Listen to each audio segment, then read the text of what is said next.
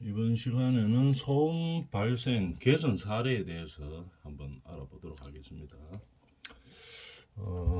저소음형 설비 대체 개선 사례 이래 되어 있죠. 소음이 이제 좀 작은 소음이지만 이렇게 이제 근로 현장에서 저소음 형태로 계속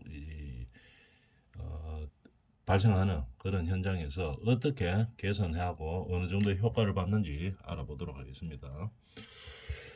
소음 발생 형태는 어떻게 됐나 하면 왕복식 공기 압축기에 의한 고소음이 발생했죠. 왕복식, 왕복동식이라고 똑같은 말이죠. 왕복식으로 왕복을 자꾸 하다 보면은 공기가 압축되고 이렇게 되죠. 계속 압축되는 형태로 가기 때문에 왕복을 하다 보면은 공기가 압축이 되다 보니까 공기를 압축을 줘야 왕복이 되겠죠. 압축을 계속 주다 보니까 소음이 발생을 했었습니다. 그 다음에 방음형, 방음이 되어 있지 않는 공기 압축기가 3대가 있었어요. 그 다음에 동력부 모터 소음이 진동도 함께 같이 일어났습니다. 진동도 함께 동반해서 발생했고 작업장의 여건상 격리 배치는 되지 않았어. 이렇게 되어 있죠. 소음원이 좀 심각한 상태죠. 왕복식으로 공기가 압축되기 때문에 고소음이 발생했고, 그 다음에 비방음형, 방음이 안 돼가 있는 형태죠. 이 그림에서 보면 이런 식으로 왕복이 되는데 방음이 전혀 안 돼가 있는 형태입니다. 막아주든지 이렇게 했으면 좀 덜 할 건데, 방음형으로 되어 있으면 좀 덜 할 건데, 비방음형이에요. 그 다음에 모터 소음이 진동, 여기에 소음 플러스 진동까지 동반되어 있네요. 그런데 이런 것들을 여건상 격리시키기에는 좀 어려운 상황이었겠죠. 이럴 때 어떻게 이제 개선했나 한번 봅시다. 저감 대책으로는 저소음용 스크루식 공기 압축기로 설비를 대처했네요. 왕복식은 이거 공기 압축이 될 때 왕복으로 왔다 갔다 해야 되기 때문에 공기 압축이 왕복 운동을 할 때 소리가 많이 나죠. 밀고 당기고 이런 식으로 돼야 되기 때문에. 근데 이 방식을 소음을 없애기 위해서 설비를 어떤 식으로 바꿨냐면 스크류식으로 나사식으로 돌리는 식으로 공기 압축기를 설비를 대처를 했었습니다. 그 다음에 이러한 설비를 좀 격리 배치했는 형태죠. 중요한 것은 이 현장에서 왕복으로 공기 압축기를 계속 밀어주던 형식을 왕복식을 뭐로 바꿨습니까? 스크류 형식으로 바꿨습니다. 나사식으로 돌리는 형식으로 바꾸었죠. 맨 같은 형식이죠. 스크류식 돌리는 거나 미는 거나 설비만 교체해 주면 되는 거죠. 물론 비용은 발생하겠지만. 그래서 공기 압축기 방식을 왕복식에서 스크류식으로 이제 바꾸고 나니까 어떻게 됐습니까? 개선 전에는 91.7dB 정도 됐었습니다. 근데 개선 후에는 75.4dB 정도로 16.3dB 정도가 감소되는 거죠. 소음이 상당히 많이 감소되었죠. 이런 식으로 설비를 교체함으로써 소음을 저감시키는 그런 사례를 본 겁니다. 예를 한번 들어봤는 거죠. 왕복식을 어떻게 스크류식으로 바꾸었는 거죠. 그래서 공기 압축기에서 발생하는 소음을 저감시켰다. 이런 형태입니다. 그 다음에 또 어떤 사례가 있나 한번 볼까요? 소음 발생 억제 및 전파 방지 시설 설치 개선 사례입니다. 소음 발생을 억제했네요. 실제로 억제를 했었습니다. 소음원에다가 어떤 식으로 했는지를 이제 한번 살펴보면 되겠죠. 그 다음에 전파 방지 시설도 이제 설치했는 사례죠. 소음 발생 형태를 보면은 프레스 누르는 기계 있죠. 기계 제조업에서 많이 사용하는 거. 프레스에서는 압축으로 누르는 거죠. 그죠? 압력으로 누르는 거기 때문에 압축시켜서 누르고 이렇게 하기 때문에 고소음이 발생합니다. 근데 이 프레스 형태를 보면은 아까 금방 봤던 사례에서 왕복하는 공기 압축기를 스크류형으로 바꾸면 소음이 많이 감소된다고 했는데 프레스 같은 경우에는 이 스크류 형식으로 좀 바꾸기가 어렵죠. 눌러야 되기 때문에 뭘 눌러서 피는 형태죠. 아니면 찍는다든지 이런 형태이기 때문에 스크류 형태로는 좀 어렵습니다. 그래서 이 프레스 형태의 작업을 하다 보니까 소음이 고소음이 많이 발생했었습니다. 그 다음에 충격 소음 및 진동도 같이 발생했었죠. 프레스로 강한 힘으로 누르기 때문에 충격 소음과 진동이 같이 발생했었습니다. 그 다음에 발생 소음의 전파 경로가 예측하기 불가하는 거죠. 어디로 소음이 전파될지 잘 모를 정도로 소음의 전파 경로가 여러 경로가 발생하고 어떻게 잡을 수도 없는 상황이 발생했다 이런 얘기. 어디로 갈지 잘 모른다 이 말이죠. 그 다음에 작업장의 여건상 저소음용 프레스로서는 대체가 불가합니다. 소음이 좀 작게 나는 그런 프레스 기계로 바꿔주면 되는데 작업의 여건상 이렇게 저소음용으로 프레스로 대체하기는 좀 불가한 겁니다. 뭐 예를 들어서 이 프레스에 누르는 힘이 많이 필요한 아니면 또는 뭐 누르는 힘 또는 찍는 힘 보통 프레스로 많이 찍어내죠. 합판 같은 거를 철판 같은 것을 찍어서 어떤 형태를 많이 만들죠. 그러다 보니까 이게 힘이 어느 일정 이상의 힘으로 눌러줘야 되는 그런 상황이 많이 발생하죠. 그러다 보니까 소음을 없애기 위해서 뭐 바꾸려고 보니까 이 누르는 힘이 그만큼 필요로 한 만큼 되지를 안 하는 형태였겠죠. 그래서 저소음용으로는 대처가 불가한 상태입니다. 그럼 어떻게 해야 돼요? 이제 방법을 고민을 해봤겠죠. 저감 대처, 이 방법이 없다. 그 설비를 교체해가지고는 될 일이 아니다. 이렇게 이제 판단이 섰는 거죠. 물론 설비를 교체할 수 있는 방법들은 있죠. 근데 방법을 생각해 보니까 작업의 그 목적으로 하는 목표를 달성할 수가 없는 상황이 되죠. 그러면 어떻게 됩니까? 다른 방법을 썼겠죠. 어떻게 했는가 하면은 각각의 프레스에 대한 방음 부수를 설치를 했습니다. 프레스 하나마다 방음 부수를 설치했다는 얘기겠죠.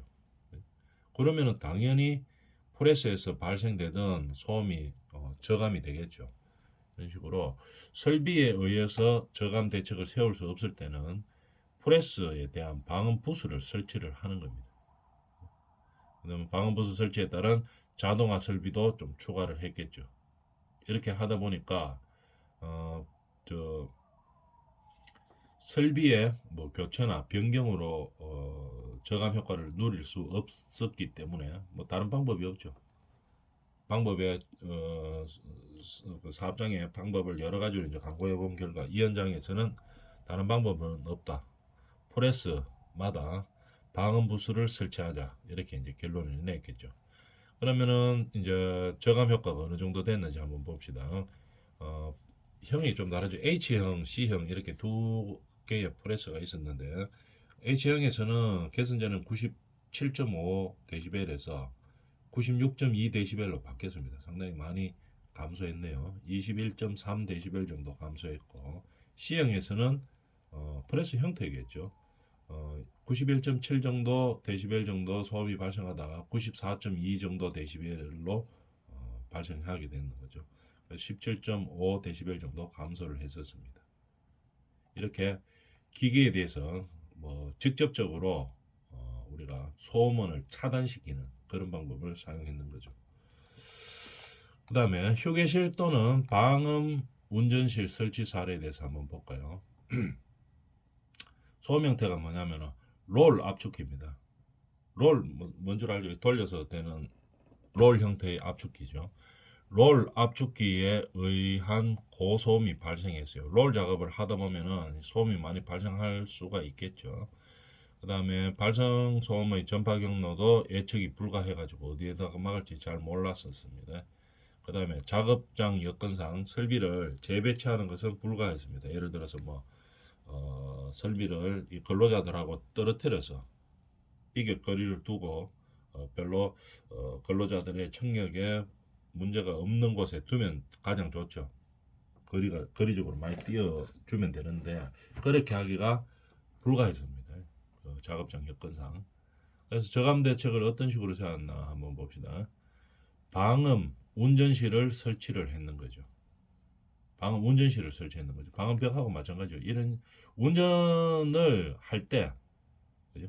이 작업자가 운전을 할 때 들어가서 이 작업 현장에 들어가서 해야 되겠죠. 아까 사례는 프레스 기계마다 방음벽을 설치했는 거죠. 방음 부스를 프레스 기계마다 방음 부스를 설치하고 방음 부스 밖에서 이제 뭐 어떤 조정을 했겠죠, 사람들이.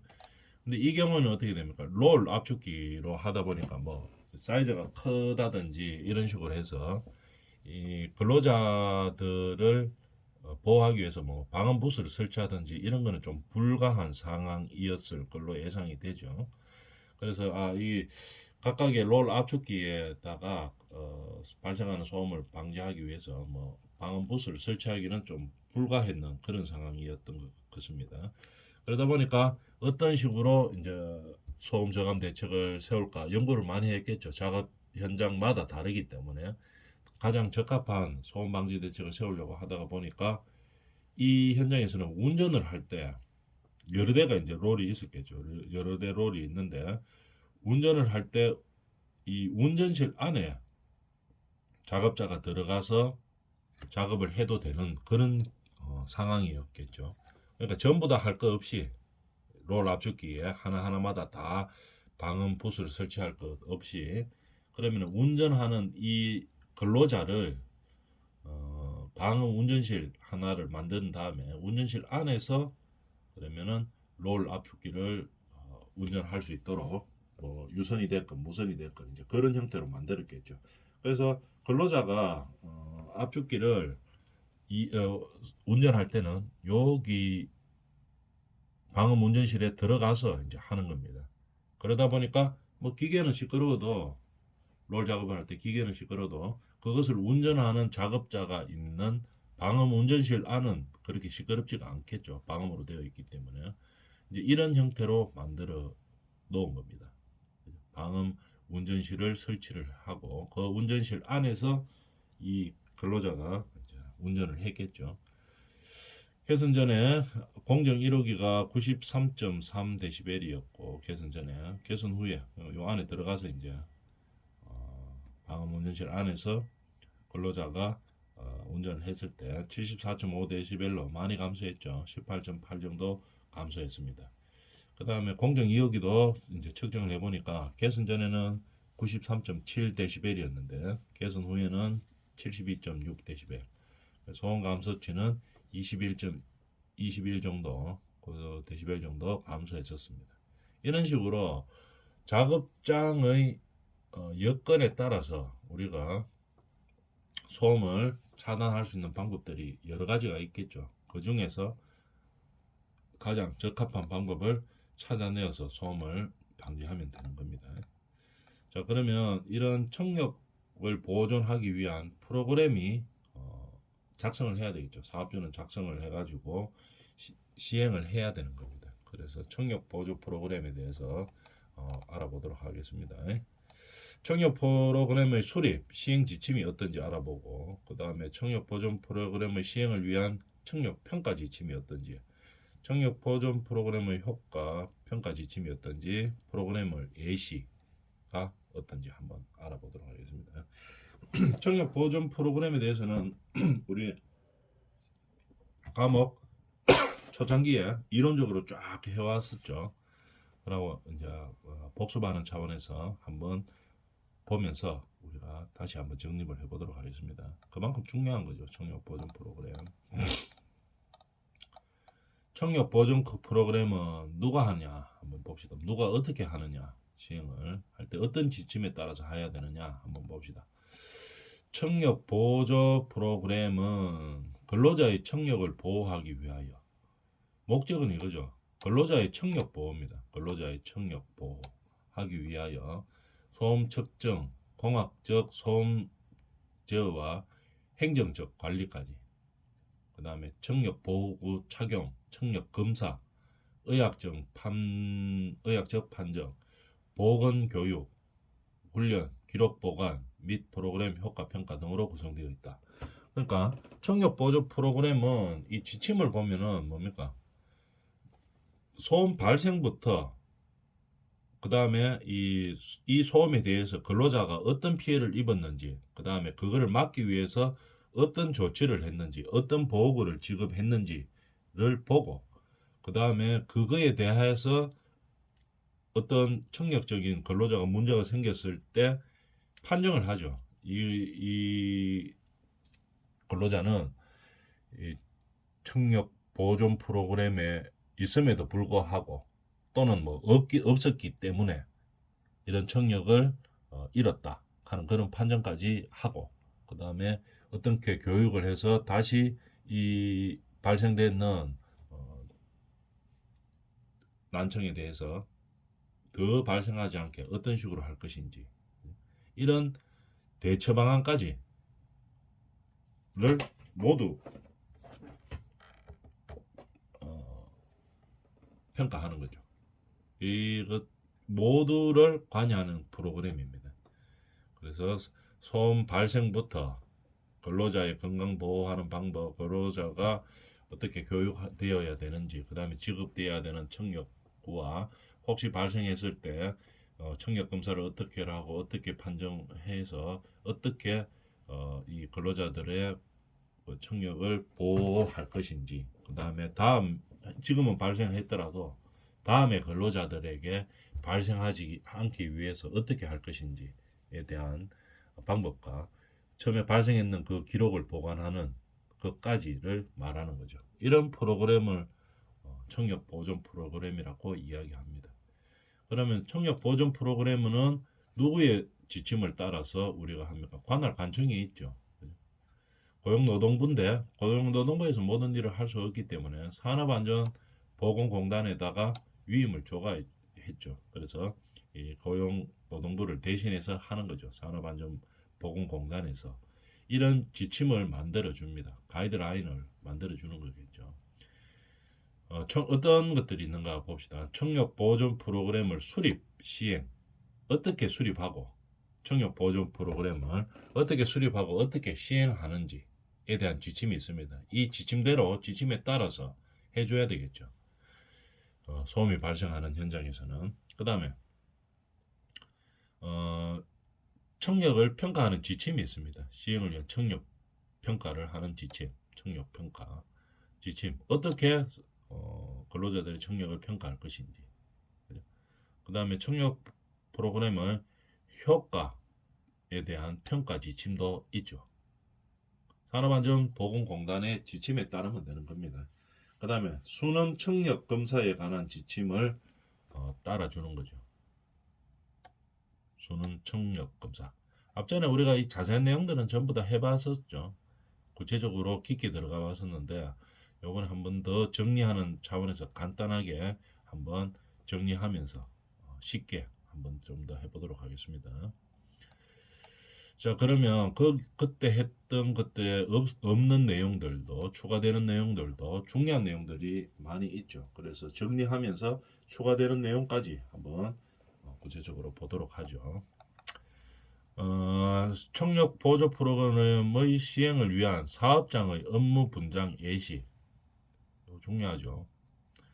업무 분장을 그럼 어떻게 할 것이냐 이 말이죠. 사업장에는 여러 가지 일을 해야 되는 근로자들이 있죠.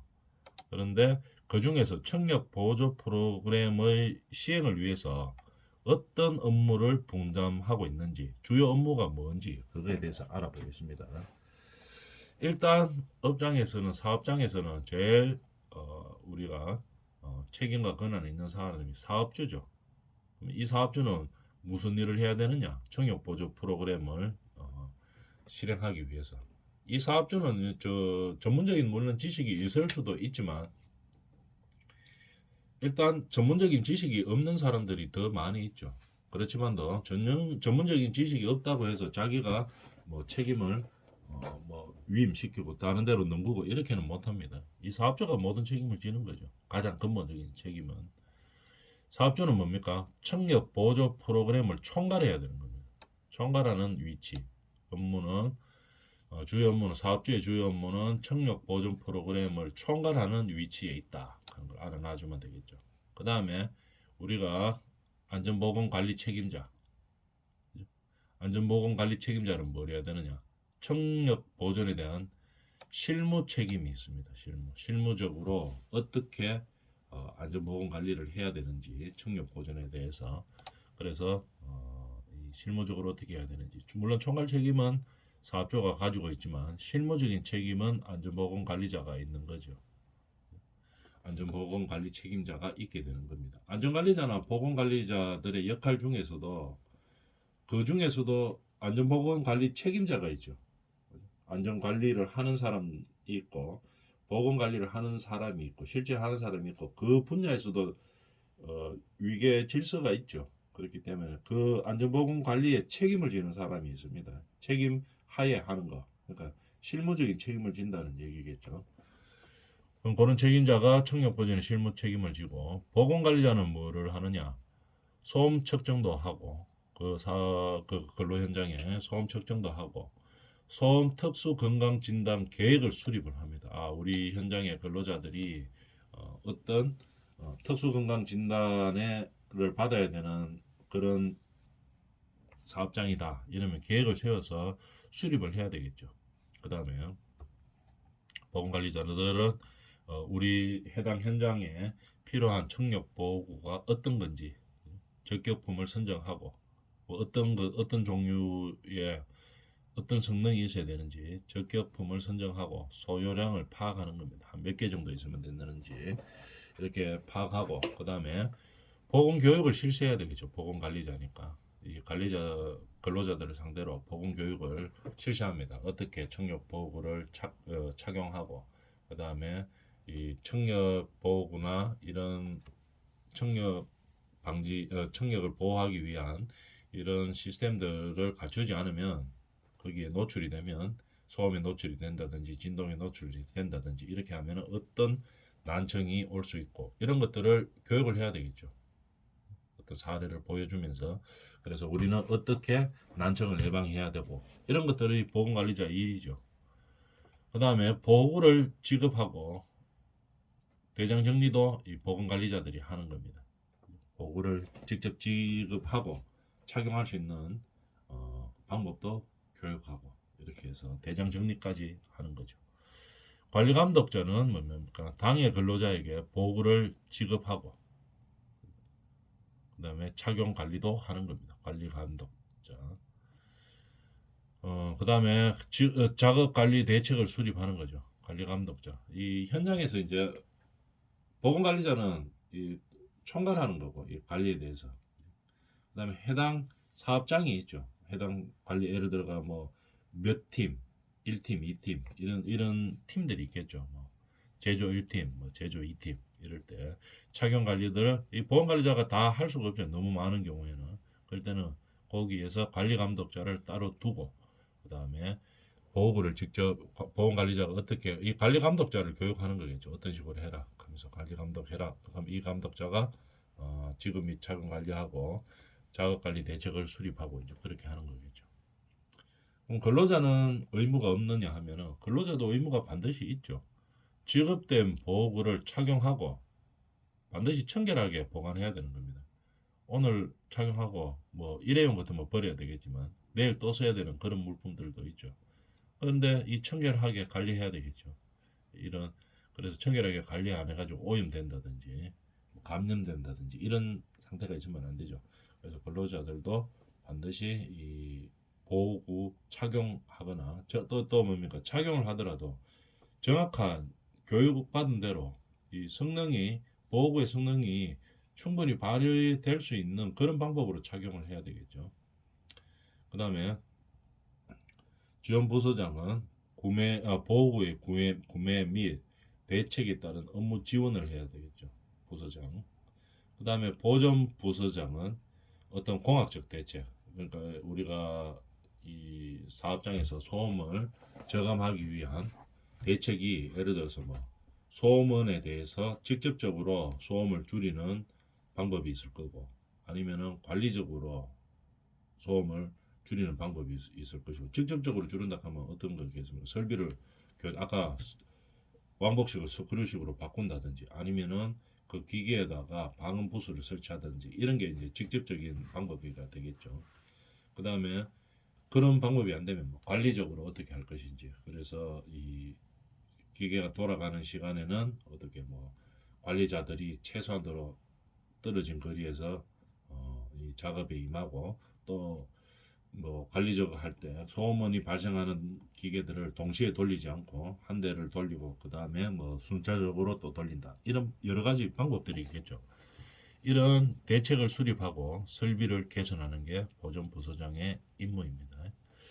오늘은 여기까지 합니다.